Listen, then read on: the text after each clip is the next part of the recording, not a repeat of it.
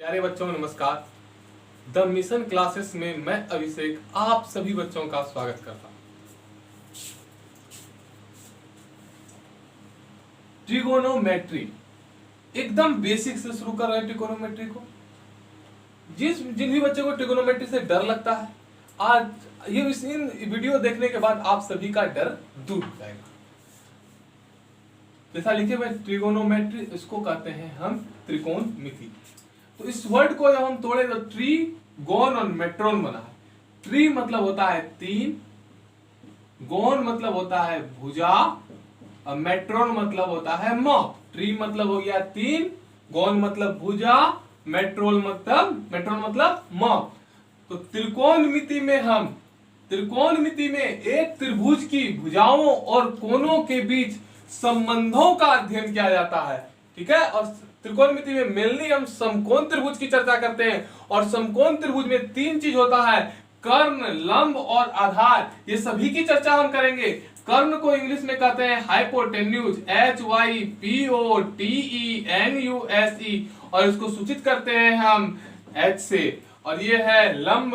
लंब को इंग्लिश में कहते हैं PRPENDICULAR, परपेंडिकुलर, इसको सूचित करते हैं P से। और आधार को इंग्लिश में कहते हैं बेस, और इसको सूचित करते हैं हम लोग P से। चलिए देखिए, एकदम ये सभी पॉइंट जो है एकदम ध्यान से देखिएगा। ये सभी पॉइंट बहुत इंपॉर्टेंट है। देखिए, सबसे पहला पॉइंट लिखे हुए हैं हम, लंब के सामने वाली भुजा कर्ण होती है। लंब के जो सामने वाली भुजा होती है वह कर्ण होती है। देखिए ABC एक त्रिभुज का नामकरण किए हुए हैं, ये लंब है। तो लंब के सामने वाली भुजा क्या होगी? कर्ण होगी। तो कर्ण को अभी हम बताए थे H से सूचित करते हैं। जिस कोण की बात होगी उसके सामने वाली भुजा लंब होती है।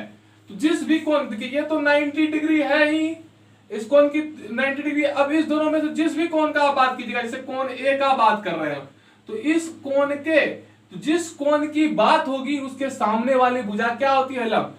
इस कोण की बात कर रहे हैं तो इसके सामने वाली भुजा क्या हो जाएगी? लंब। और लंब को किससे सूचित करते हैं? P से। अब देखिए, कर्ण कभी नहीं बदलता है। देखिए, समकोण त्रिभुज में कर्ण जो होता है वो कभी बदलता नहीं है। लंब और आधार आपस में बदल जाते हैं। इस दोनों पॉइंट को अभी हम क्लियर करते हैं आपको। देखिएगा, इसके जिस कोण की बात होगी इसके सामने वाली भुजा क्या होती है? लंब। ये हो गया कर्ण। समकोण त्रिभुज में तीन ही चीज होता है, लंब, आधार और कर्ण। तो ये लंब हो गया, तो बच गया आधार। आधार को किससे सूचित करते हैं? P से सूचित करते हैं। अब देखिए, इस दोनों टर्म को आप ध्यान से समझिएगा। अब देखिए, इस त्रिभुज में हम इस वाले कोण C का बात कर रहे हैं। ये तो लंब है और लंब के सामने वाली भुजा क्या होती है? कर्ण। सेम त्रिभुज, मान के चलिए ये त्रिभुज दोनों एकदम बराबर है। अब इस लंब के सामने वाली भुजा कर्ण होगी, और इस कोण का, यहाँ पर ये कोण की बात किए थे, और इसी त्रिभुज में सेम त्रिभुज है दोनों, तो इस त्रिभुज में कोण C की बात करेंगे। तो जिस कोण की बात होगी उसके सामने वाली भुजा क्या होती है? उसके सामने वाली भुजा लंब होती है। तो ये P हो जाएगा और ये B हो जाएगा। अब आपको पूरा क्लियर हो गया कि देखिए, कर्ण बदला क्या? कर्ण कभी नहीं बदलता है। लंब और आधार आपस में बदल जाते हैं। देखिए, जिस कोण की बात हुई इसके सामने वाले भुजा लंब होगी, इस कोण की बात की इसके सामने वाले भुजा लंब हो गई, दोनों की बात आधार। देखिए, लंब और आधार आपस में बदला कि नहीं बदला? बदल गया। लेकिन कर्ण कभी बदला क्या? नहीं बदला। अब लास्ट पॉइंट देखिए, समकोण त्रिभुज में सबसे बड़ी भुजा कर्ण होती है।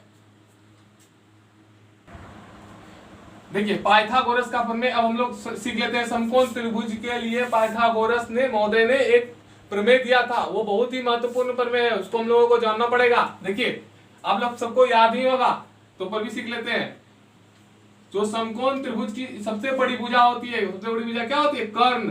उसका जो स्क्वायर होता है अन्य दो भुजा के वर्गों के योग के बराबर होता है। अन्य दो भुजा का वर्ग, तो अन्य दो भुजा क्या हो गया? कर्ण का स्क्वायर बराबर हो जाएगा लंब का स्क्वायर जोड़ आधार का स्क्वायर। लंब का स्क्वायर हो गया, जोड़ हो गया आधार का स्क्वायर। अब देखिए, कर्ण कौन है? लंब के सामने वाली भुजा कर्ण, तो कर्ण हो गई AC।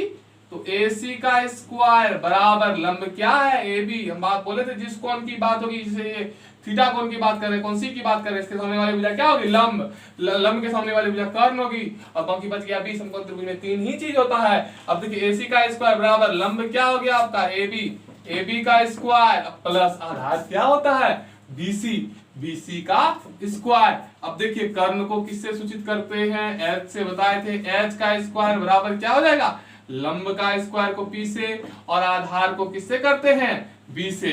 तो ये आप याद रखिए, इससे बहुत सारा आप इससे H भी निकाल सकते हैं, इससे P भी निकाल सकते हैं, इससे B भी निकाल सकते हैं। ये बहुत ही महत्वपूर्ण प्रमेय है पाइथागोरस महोदय का। अब देखिए पाइथागोरस का कुछ ट्रिपलेट है, त्रियक है, जिसको याद कीजिएगा तो आपका क्वेश्चन, आप जानते हैं ऑब्जेक्टिव है 50%, जिससे आपका क्वेश्चन तेजी से बनेगा। तो देखिए कुछ याद कीजिए, पाइथागोरस त्रिकोण हम लिख लेते हैं जो बहुत महत्वपूर्ण है। 3 4 5। देखिए इसका मतलब ये हुआ कि इस समकोण त्रिभुज में तीन भुजा होती है, जिसमें सबसे बड़ी भुजा कर्ण होती है। तो कर्ण का स्क्वायर जो होगा वो अन्य दो भुजा के वर्गों के योग के बराबर हो जाएगा।